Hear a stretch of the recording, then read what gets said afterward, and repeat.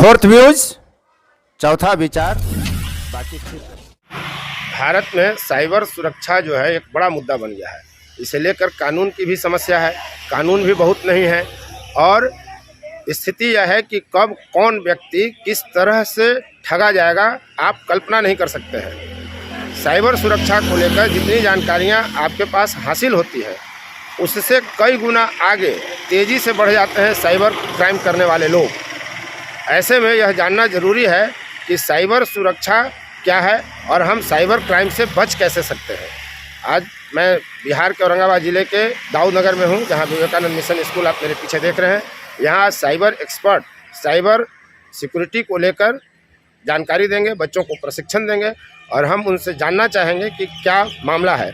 आप देख रहे हैं फोर्थ व्यूज और मैं उपेंद्र कश्यप। एक अपील कि वीडियो को आप लाइक शेयर कमेंट जरूर करें, यूट्यूब पर जाकर फोर्थ व्यूज को सब्सक्राइब करें और आप देखें कि खुद को कैसे आप साइबर क्राइम का शिकार होने से बचा सकते हैं। इसके तहत आती है और अपार्ट फ्रॉम दिस अगर हम बात करें इसके एडवांटेजेस की तो इसके बहुत सारे एडवांटेजेस हैं। जैसे कि हम किसी के साथ बात करना चाहते हैं, कम्युनिकेशन की अगर हम पॉइंट ऑफ व्यू से बात करें, अभी मान लीजिए हमारा कोई रिलेटिव कोई घर का पर्सन जो है वो विदेश में रहता है। अब हम नॉर्मली कॉल करेंगे तो हजारों रुपए लग जाएंगे 1-2 मिनट के, लेकिन हम व्हाट्सएप कॉल करके घंटों बात कर सकते हैं। हमारा 1 रुपया नहीं लगेगा, बस इंटरनेट लगेगा। या वीडियो कॉल पे हम उस देख भी सकते हैं। मान लीजिए कोई भी हमारा रिलेटिव बाहर किसी दूसरे कंट्री में नौकरी करते हैं, कुछ भी करते हैं, तो उसके बाद इंफॉर्मेशन हम शेयर कर सकते हैं। वर्चुअल कनेक्टिविटी यानी कि भाई सोशल मीडिया पे जो आप कनेक्ट होते हो कहीं ना कहीं, and for access to information and much more. तो इंफॉर्मेशन वगैरह का जो एक्सेस होता है, आप किसी की इंफॉर्मेशन, जब मुझको यहाँ आना था तो मैंने गूगल मैप पे नाम डाला, स्कूल का तुरंत आ गया, तो मैंने मैप पे लगा दिया और फिर मैं यहाँ सीधा पहुंच गया। तो इसके बहुत सारे एग्जाम्पल्स हैं। जैसे सबसे अच्छा example social media network, YouTube हो गया, फेसबुक हो गया, व्हाट्सएप, जो हम डेली लाइफ में इन चीजों को यूज करते हैं और ये समझ में आए तो कहीं ना कहीं हम एक वर्चुअल वर्ल्ड में जी रहे हैं। यानी कि हो सकता है सामने वाले जिस व्यक्ति से बात कर रहे हैं वो असली वो हो ही ना, वो कोई एक क्रिमिनल हो जो कि बहुत दूर कहीं बैठा हो और हम समझ रहे हैं कि हमारे स्कूल के आप अपना नाम बताएंगे? रोहित। अब आप रोहित कुमार समझ के बात कर रहे हैं उनसे, हो सकता है वो असली प्लीज तो पता चले। उदाहरण के तौर पर बताना चाहूंगा, किसी भी वेबसाइट को ले लें, facebook.com। अब फेसबुक की स्पेलिंग आपको पता ही होगी, Facebook.com। अब उसने क्रिमिनल ने क्या किया कि एक क्लोन यानी कि उसी से एकदम फेसबुक जैसा ही एक अकाउंट बना लिया और उसका लेकिन क्योंकि वो फिशिंग है तो जो उसका URL यानी जो उसका डोमेन है वो facebook.com तो उसको मिलेगा नहीं। तो उसने क्या किया कि $O की जगह $0 लगा दिया और .com की जगह .VIP, बहुत आजकल चल रहे हैं .online, और आपको लिंक भेज दिया। या आजकल शॉर्ट एंड लिंक को शॉर्ट कर सकते हैं, छोटा कर सकते हैं। वो भेज दिया और बोला कि यार ये देखो एक नई वेब सीरीज आ गई है। जैसे फॉर एग्जांपल कोई भी वेब सीरीज हो, पंचायत देखा है आपने? हाँ, पंचायत काफी अच्छी वेब सीरीज थी। तो अभी पंचायत का सीजन 3 नहीं आया है, तो आपको बोल दिया कि ये पंचायत सीजन 3 आ गया है, ये देखो इस पे डाउनलोडेड है। आपने क्लिक किया, पता चला आपका पूरा का पूरा फोन कॉम्प्रोमाइज हो गया, कैमरा से लेके सब कुछ हैक। लड़कियों के लिए स्पेशली बहुत बड़ा खतरा, बहुत बड़ी चुनौती रहती है। जो केसेस हमारे पास आते हैं इसको कई बार तो ऐसा रहता है कि मतलब दिल दहलाने वाले रहते हैं। पूरा का पूरा लड़की का 24 घंटे का पूरा रूटीन कैप्चर किया है क्रिमिनल ने, सब कुछ वो मतलब कहीं ना कहीं वो वीडियो रिकॉर्डिंग कर रहा है। अब लड़की इन केस आजकल क्योंकि कोविड के बाद से डिपेंडेंसी बढ़ी है मैम, क्योंकि कहीं ना कहीं कोविड की वजह में, कोविड में जो लॉकडाउन लगा था उस समय आप लोग भी उसको फेस किए हैं, तो आपको पता ही है अच्छे से कि स्कूल्स वगैरह सब घर से ऑपरेट हो रहे थे। इवन एग्जाम्स तक बोर्ड के एग्जाम्स तक हुए हैं ऑनलाइन, वर्क फ्रॉम होम यानी ऑफिसेज जो है घर से चलते थे, सब कुछ घर से ही चलता था। तो इन सब वजहों से जो है डिपेंडेंसी बढ़ी। जो लोग हैं, बच्चे जो यूथ खास तौर पे आप जैसे, वो जो है गैजेट्स का ज्यादा यूज करने लगे। जिनके पास नहीं रहता था, जब फैमिली बोल के रखती थी बेटा आपको 12th के बाद ही हम फोन देंगे, पता चला अब उन बच्चों को कोई 7th 8th का बच्चा है या 6th का ही बच्चा है, उसको भी फोन चाहिए तो देना ही पड़ेगा पेरेंट्स को। तो इस चक्कर में भी साइबर क्राइम हो जाते हैं उनके साथ बहुत इजीली। तो क्रिमिनल्स को एक बहुत अच्छा मौका मिल गया, जहां पे उनके पास एक लिमिटेड लोग रहा हुआ करते थे, अब तो उनके पास भंडार है क्योंकि सब फोन चला रहे हैं। तो इस समय लगभग 100 करोड़ इंडिया में, अगर हमारी 140 करोड़ की आबादी है तो लगभग 104 करोड़ के आसपास जो आंकड़ा है सरकारी, उसके हिसाब से लगभग 104 करोड़ लोग इंटरनेट को यूज करते हैं। यानी कहीं ना कहीं आप बोल सकते हो उसमें ज्यादातर मोबाइल फोन्स होंगे और बाकी लैपटॉप्स वगैरह। तो ये कुछ थ्रेट्स का मतलब आपको पता है, कोई थ्रेट है, थ्रेट का मतलब होता है खतरा। अब वो खतरा किस टाइप का है, तो उसको समझने के लिए हम टर्म यूज करते हैं मोडस ऑपरेंडी क्या है उस थ्रेट का नॉर्मली। तो जो थ्रेट्स है पूरे साइबर स्पेस में आप देख सकते हो, एक हैकर है, क्योंकि हैकर्स को नॉर्मली ऐसे दिखा जाए, हुडी पहना है और फिल्मों में देखा होगा आपने, पर रियल लाइफ में ऐसे नहीं हो सकता है वो पढ़ा लिखा हो ही ना। जामतारा में जो ऑपरेट होता है, फाइनेंशियल फ्रॉड्स वगैरह करते हैं, पढ़े लिखे भी नहीं होते, लेकिन उनको पता रहता है। और बड़े बड़े लोगों, पढ़े लिखे लोगों को, डॉक्टर्स को, इंजीनियर्स को, किसको नहीं छोड़ते, सबको शिकार बना देते हैं अपने। पता चला, भेज दिया, कॉल किया और बोला कि आपका बिजली का कनेक्शन कटने वाला है, आप अगर आज रात तक अपना बिल नहीं जमा करेंगे तो आपका कनेक्शन कट जाएगा और उसके बाद इतना आपको पेनल्टी भरना पड़ेगा।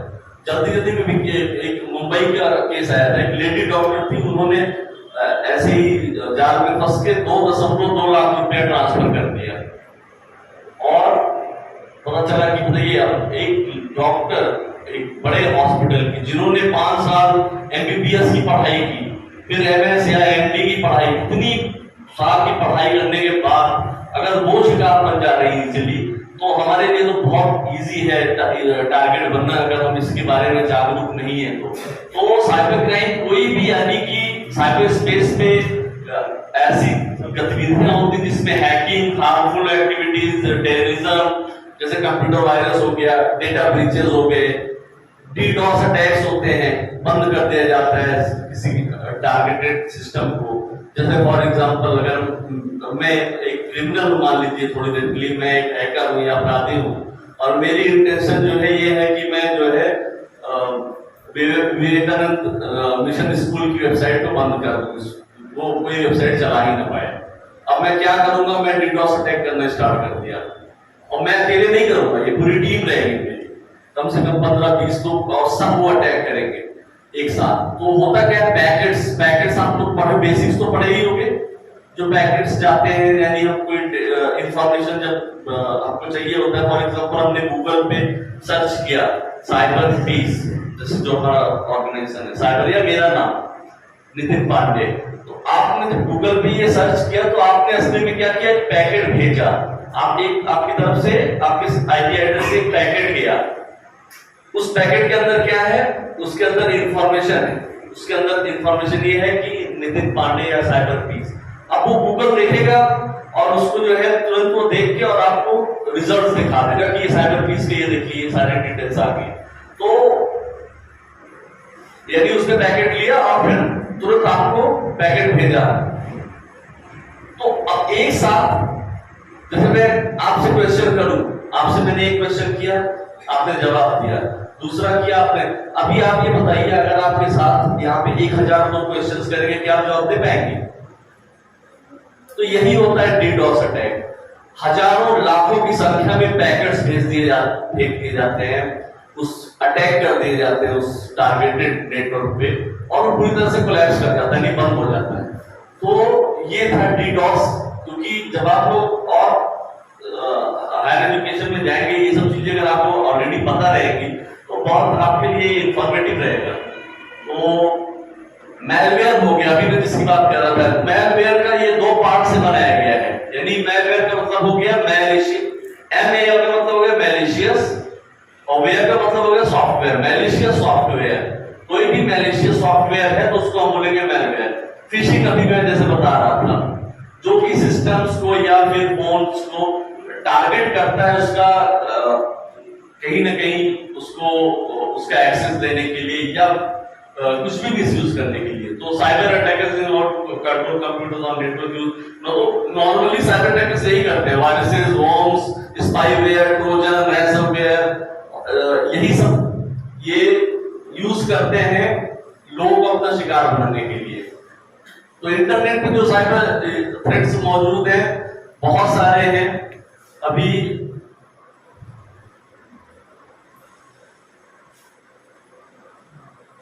तो जो थ्रेट्स हैं, जैसे अभी हमने ऑलरेडी बात किया, बैंकिंग फ्रॉड हो गया, financial fraud. In case of financial, अब मान लीजिए आपके साथ फाइनेंशियल फ्रॉड हो गया, आप उस समय क्या करेंगे?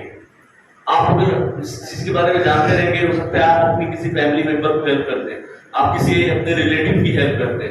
आपको पता चला कि किसी आपके फैमिली मेंबर या रिलेटिव या आप ही के साथ हो गया, 10,000, 20,000, 10 लाख, 30 लाख, 50 लाख, 1 करोड़, 2 करोड़, 10-10 करोड़, 50-50 करोड़ के हो जाते हैं फ्रॉड। तो इसकी कोई लिमिट नहीं है कितने का फ्रॉड हो गया। उस समय इमीडिएटली कॉल करें 19, ये नंबर याद रखिएगा।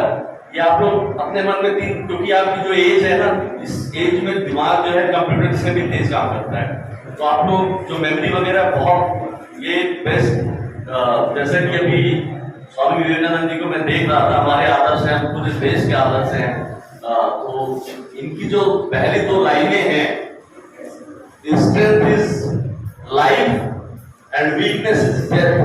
तो अभी आप लोग वही है, आपको अपनी स्ट्रेंथ को समझना है, आपके अंदर बहुत पोटेंशियल है, कैपेसिटी है, आप चीजों को बहुत अच्छे से समझ सकते हैं। तो ये नंबर याद रखिए, 1930, 4 संख्या का है, 1930।